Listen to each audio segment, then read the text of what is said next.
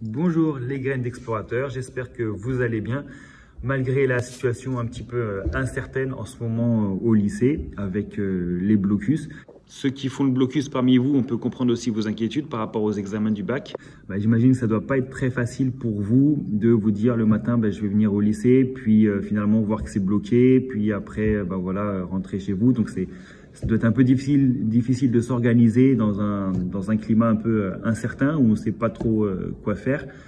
J'imagine aussi que ça doit être assez démotivant de se dire je viens au lycée pour essayer de continuer d'apprendre et puis finalement voilà, on peut pas rentrer.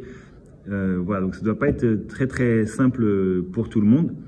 Ce que je peux vous dire, c'est que essayez de rester motivé quand même pour apprendre, pour éviter de peut-être prendre du retard dans vos apprentissages en général.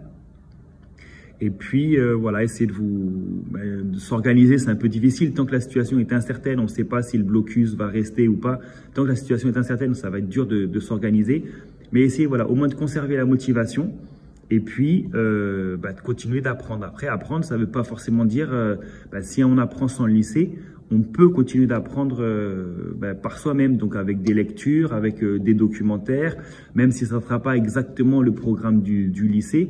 Voilà, mettez ce temps un petit peu de battement, de flottement, essayez de le mettre à profit pour pouvoir continuer d'apprendre différentes choses.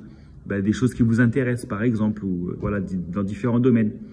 Là, par exemple, pour vous motiver, je vais vous montrer le dernier Sciences et Vie Junior. Des fois, je vous les montre en classe. Et là, le dernier qui est sorti là pour le mois de mai, voilà, c'est Le Monde en 2050. Et je trouve qu'il est vachement intéressant parce que le monde en 2050, il ne faut pas croire qu'il est déjà préparé et qu'il nous attend. Le monde en 2050, il va être le résultat des actions qu'on fait aujourd'hui, au jour le jour. Et des actions qu'on fait, vous, moi, qu'on fait de façon individuelle et collective.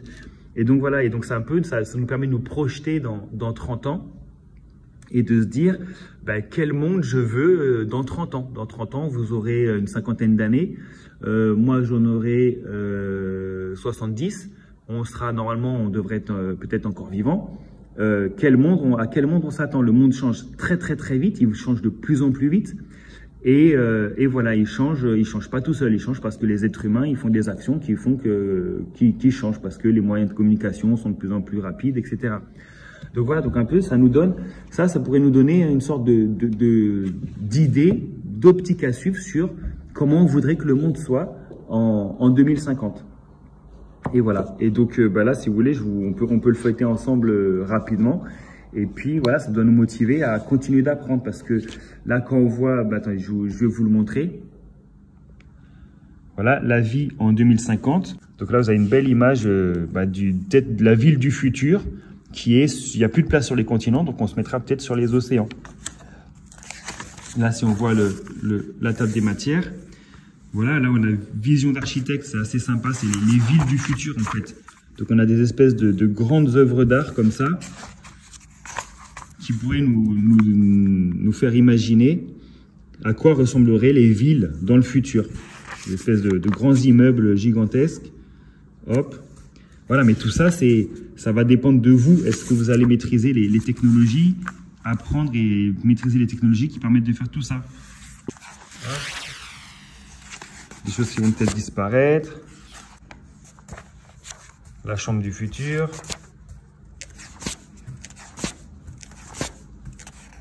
Des maisons biologiques. Voilà, les différentes villes sur l'océan et les différentes façons d'exploiter les océans et de vivre sur les océans. Voilà, c'est joli ça. Mais ça va dépendre de vous si vous êtes capable de construire des choses comme ça. Voilà, le fait qu'on ne peut plus manger de la viande. Donc il y a des alternatives à la viande.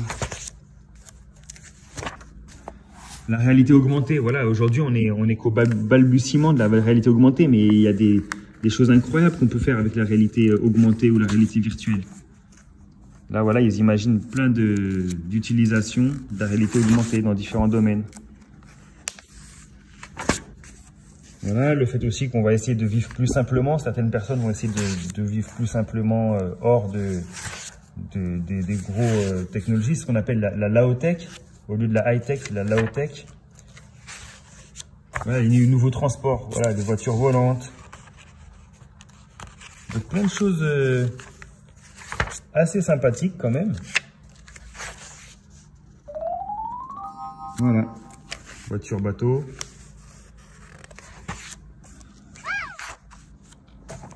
Les nouveaux métiers.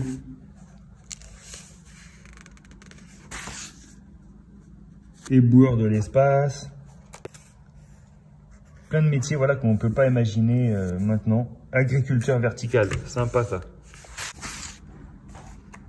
Ah oui, ça aussi, un petit zoom sur la science-fiction. Comment la science-fiction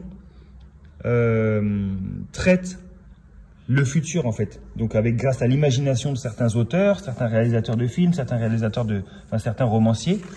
Ben voilà comment eux ils imaginent le futur. Donc vous avez plusieurs exemples de films ou de romans qui se passent dans le futur. Voilà, donc chacun imagine son futur, la dystopie, etc. Donc c'est différents scénarios qui peuvent se faire.